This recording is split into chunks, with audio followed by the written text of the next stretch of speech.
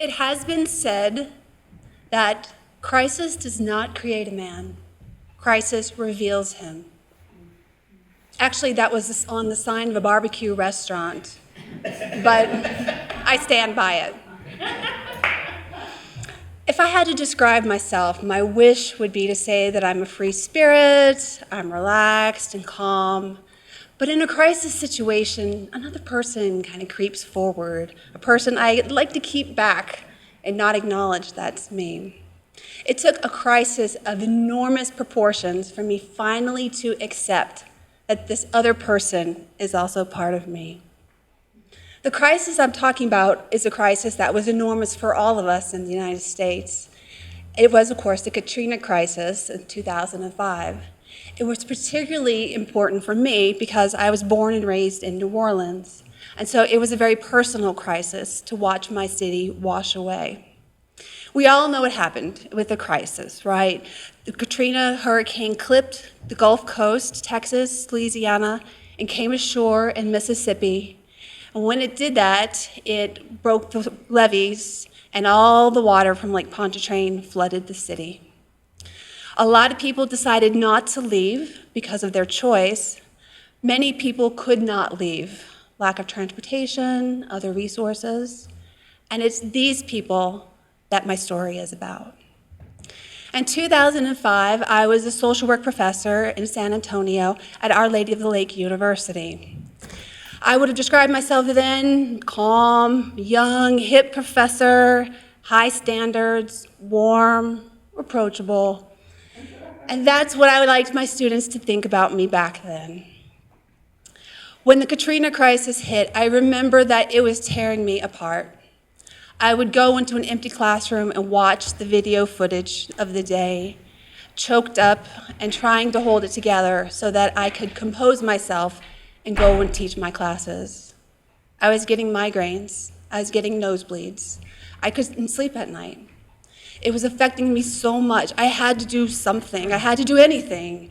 I even thought about going to New Orleans in order to be one of the frontline workers in order to help out. Finally, there was a call for people in the mental health community to come forward and do something with people who were coming to San Antonio. What was happening is people had been stranded in New Orleans, some of them for 3 days, some for 5 days. They were stranded in attics, on rooftops. Some of them had been walking in dirty water, the sewage, the just levee water that had been rising. Some went to the Superdome thinking that was a place of shelter, and the Superdome was never meant to be a place of a hurricane shelter. They were rescued and literally bused to Houston until Houston said no more. And then they were continued to be bused to San Antonio and north to Dallas. In San Antonio, I stepped forward and said, I will do what it takes to help out my people. I remember this clearly. The first day, it was Sunday. I showed up Sunday morning, bright and early. I found the mental health area of the shelter where people would be housed to find the other mental health workers. Now, the hurricane shelters that were built in San Antonio is like an old warehouse. If you imagine the size, about 4 Walmarts put together, and there were 5 of these old warehouses, and they had showers in them and a cafeteria. And the back corner was where the brains of the operation took place. So the medical tent and the computers, mental health, Red Cross was all in the back corner. So I found the mental health workers. I got there. It's pretty early, but about 14 people are all sitting around. And I sidled up to someone and said, what are y'all doing? And they said, we're waiting for instructions. Come on, they're not waiting for instructions. These are master's level licensed people. They run agencies, they help people, they are trained and equipped to do things. They are not waiting for instructions. There is one thing that is happening. They are afraid. And you know what? They should have been afraid. There is nothing in our training that has prepared us to deal with this situation. No book, no role play, no internship, nothing has prepared us for people to literally be bussed in that have been walking in excrement, that have been off of their street drugs, off of their medical drugs, that have been having violence, perpetuated against them, have seen their family members die, seen their pets die, and now they're coming to us en masse. They better be afraid. And you know what? I was afraid too. However, I couldn't just sit there. So I left. The first place, obviously, for me to go was the medical area, where people were starting to arrive. The first buses were coming in. And what I saw blew me away. People were coming in and their eyes were glassy, or their eyes were terrified and wild. They were coming in and the smell just blasted you back because they were wearing the same clothes that they had left New Orleans in. They may have been wearing them 3 days or 4 or 5 days. And the smell was overwhelming. These people were being shunted towards the showers, and they were herded then into the medical area for examination. Sometimes the people coming off the buses would try to break free in order to search for family members that had been lost and look for children or their parents, and they would try to run to the crowd to see who they could find. Those people were restrained and forced into showers. I was rooted onto the spot until I saw the next thing that finally did it in for me. I saw the frail elderly being brought in on stretchers. That's when it hit home. Who was I going to see next? Was I going to see Miss Margaret, who lived on the right side of my grandmother? Was I going to see my great aunt being brought in on a wheelchair? I couldn't do anything. I couldn't just stand there rooted in the spot. I had to get moving. So I left and took action. I started walking in the halls and figuring I would find something to do rather than just stand there shaking like a lily. I had a name tag on, so as I started walking, I got into conversation with people who were the evacuees. And the first person I run into is a man whose last name is also Alexander. And so he says to me, my grandmother was white. And I said to him, honey, my father with his dark hair and olive skin looks a whole lot like you. Mr. Alexander and I thought that was pretty funny. I don't know why, so we have a little laugh over that. I asked Mr. Alexander, is there anything I can do for you? And he says, yes, I need a phone book. Phone books are a hot commodity. When the phone system has gone down and we don't, your phones, do you know anybody's phone number? No. Phone book is a hot commodity, and they are not going to give a phone to evacuees, but they'll give one to me. So I popped my head around the corner of the Brain Command Center, asked for a phone book. I helped Mr. Alexander do what he needs to do. And at that moment, something I had never recognized in myself, but has always been true, comes to the forefront. And it's a line from the movie Grease. I have always believed it, and now I have to admit it. And the line goes, the rules are, there ain't no rules. Apparently, I am not the only person who believes this, because there was a nun named Linda who was operating under the rules are, there ain't no rules. The shelter was freezing cold. It's the same as the hospital because it's meant to keep disease down. There was a section where the infirmed and the frail elderly were kept in one area so that they could be close to the medical section. It was particularly cold in there. And Linda noticed this big stack of blankets over in the corner, and this guy from the National Guard was guarding the blankets. Linda asked him, what are these blankets for? And he said, they're for something important. Well, somehow, Linda's a nun, somehow he got distracted. Linda grabbed the blankets and made a run for it. Now, in case you're ever in this situation, let me tell you how to make off with about 10 blankets. She's a little bitty thing, too. Let me tell you how to make off with the blankets. Because I asked her, how does she do this when everyone wants a blanket? What you do is you sacrifice the first blanket to the crowd, and while the crowd is fighting over the first blanket, you make off with the rest of them. Yeah, don't tell Linda I told you that story, okay? So just keep it all between us. So I don't know if you're supposed to know that. Shh, don't. That's just our secret.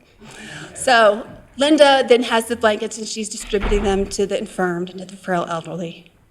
She apparently has the same belief as I do. The rules are, there ain't no rules. The other thing that was happening is no one in San Antonio had any concept that something of this magnitude could ever happen. No one in Houston or Dallas. We were totally unprepared. And so watching the Red Cross, the National Guard, and the Air Force trying to work together was like watching the Three Stooges slap into each other. They couldn't get it together, who was in charge and who deferred to who. It was a nightmare trying to get them to orchestrate their efforts. Someone had to take charge, and so I decided that would be me. In my own way. So I decided, first of all, I was going to evaluate all the deaf people in the 5 shelters. And that's because at that time in San Antonio, there were only 2 signing therapists in the whole city, me and another woman. So I took upon myself to go around and evaluate the deaf people, make sure that they had any questions that needed to be answered, and to do their mental status evaluation, make sure that they were mentally healthy. I found a 17-year-old female who was without her parents. Her parents are frantically looking for her in Dallas, and she's having the time of her life in San Antonio. She has no parents. She's staying up late. She's coming and going outside of the shelter. She's watching TV, eating second helpings of everything. So she's having a wonderful time, and meanwhile, we had to put a stop to this and send her back to her parents in Dallas. The other thing that's happening is I'm realizing that therapists don't know how to work on a crisis model. A crisis model of therapy intervention is focused on right now. Therapists, unfortunately, most of you know, were trained to go back to your childhood and find something back there when your mom left you at Sears when you were 3. And so that's what the therapists were doing. I would walk in the halls and hear them say, "So tell me about when you were a little boy in New Orleans." And they're going backwards, and it's not what we do in a crisis model.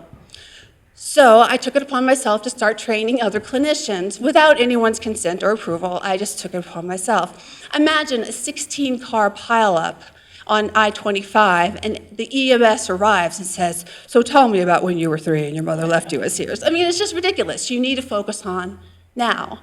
So I started training the other social workers and other therapists on the correct way to intervene with the clients in order to be truly helpful.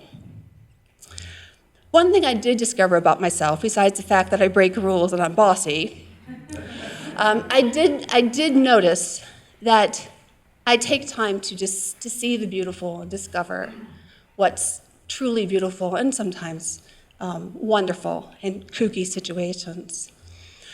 The way the shelter was set up, the beds were like barracks, just one after the other, and you could walk through them just straight through. But people were forming little communities. It was really cool to see. They would change the structure of the barracks, the beds, and make like little communities. And somewhere someone would get a rocking chair, stick it there, or a bean bag. They would hang fabric on the wall. And it was strangely beautiful in a way, if you stopped and noticed what they had done. And some things happened that were funny, and if you stopped and took the time to enjoy the small things that make you laugh, it was amazing. Like the woman they told me to find who had the pink panties on her head. I never did find her, but apparently she was going around coochie, coochie, coochie, coochie, coochie, coochie. Although I never did find her, there are things that the woman who's driven and bossy can laugh at. I find that it's important for us to think about who we are completely. Over the summer, I have a roommate who raises chickens, and one of the chickens became sick, and the chicken was suffering. It was a Saturday night, and the vet was closed, and we didn't know what to do for the chicken. So she's panicking, and I took charge. I said, "This is what we're going to do. We're going to do X, Y, Z," and I just became focused and calm, driven. Now, before you are worried that I'm a chicken killer, I will let you know the chicken died of natural illnesses before I got my hands on the chicken. So I am innocent, as we say in sign language. I am innocent. I did not kill the chicken. But that same person came forward. There's the wish for me to be calm and free-spirited, and then there's the other part of me that I'm finally coming to accept that both of them are me. Thank you.